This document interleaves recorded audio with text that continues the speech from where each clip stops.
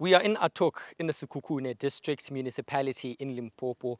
This is an area where illegal mining syndicates have dug massive holes, massive trenches all over the community.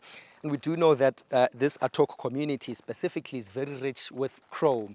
And as you can see, they've dug massive holes, massive trenches everywhere. And these illegal miners have been extracting the chrome from this place for many, many years. In fact, some residents have told us that the very first time they started digging here was as early as 2011, and they stopped at some point, came back in 2017, kept on digging, and they stopped and came back in 2022.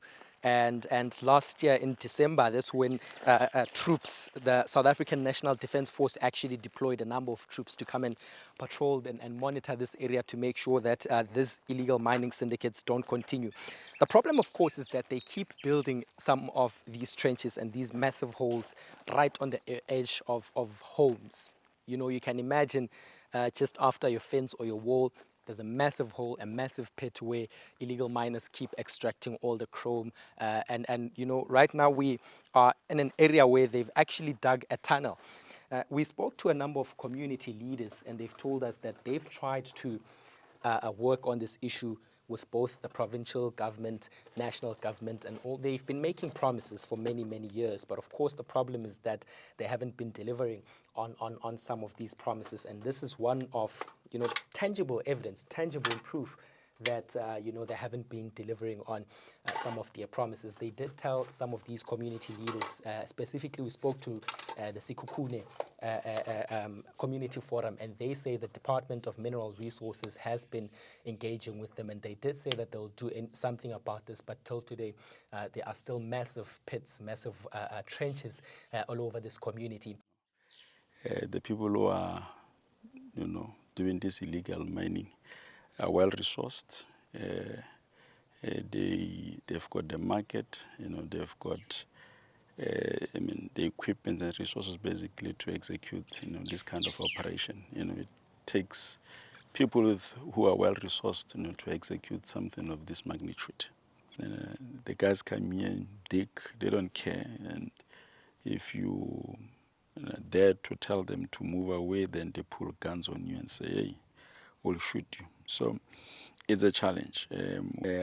We in fact learned from some of the police officers that their challenge is mostly about the fact that they are unable to move some of this heavy equipment that are used by illegal miners in these areas. You know, because what happened is that these guys will bring these heavy equipment. They know that police don't have the trucks to transport them. So if the police come, they will just run away and leave them there. And then when the police leave, then they come back and then they continue with the operation. So police says that they're under resourced. They don't have the means to do anything.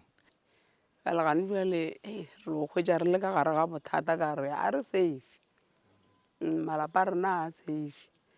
Pula ge kana pula e kgolo. Ora re malapa rena a tlo jeiwa. Dipale tša rena tša mohlagase le tšona di ka gare ga bothata. Ka re di lekeletše sona ko nngwe le nngwe di ka no wela ge pula ena. Bale nna be re duma ge e le gore go ka ba le thušo. Re thušege gore melete e phušetšwe. Re a tšhoga. Re a tšhoga re no ba re sa tsebe gore tla re a jwang. Re a tšhoga. The tunnel that we're in right now, there's a home just above this tunnel. And that man has told us that he's fearing for his life. He's told us that he lives with his family. He's tried fighting the people who come here day in, day out to dig this massive hole and extract the chrome. However, he's saying that he's failed. He even got into a physical altercation with some of them because he just couldn't stand the fact that right above, or right below his home, actually, there's a massive hole. And, you know, of course, it places his house and his family at risk. Ga ke safe. Ke dula ke tipodisa na go tla re ga lang ka re motse o tlo wela ka mo o tlo wela go ne batho ba hwile go ba le nna selfo ke le gona ka mogae go thoma go ya motse ya fase o ya le nna ke mo ka mpulukile ene ena o tlo shala le safe mapodisa ke gale ba no bolela le ba go reka mebu ke mo ka ba fa ditšhelete re le gona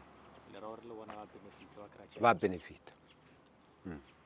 a batle o kwe kere ke tswa ka kua stationeng sa bona ke lata station commander a mpotsa gore a bona ba bereka ka taba tša bohudu fela ga ba bereke ka dilo tša dikoromo tša legale so nna ke TMR.